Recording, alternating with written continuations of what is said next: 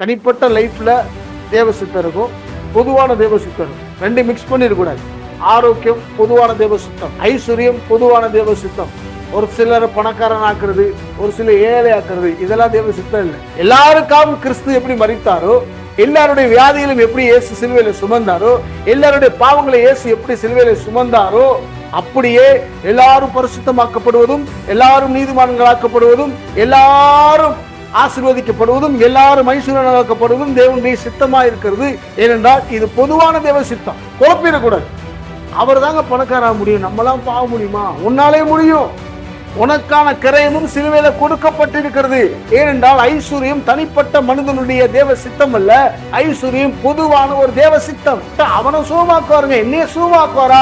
என் அன்புக்குள்ளே ஆரோக்கியம் தனி மனிதனுடைய தேவ சித்தம் அல்ல, ஆரோக்கியம் பொதுவான தேவ சித்தம். புரிஞ்சுக்கணும், ரெண்டு வகையான தேவ சித்தம் இருக்கு. முதல்ல இதை புரியுங்க.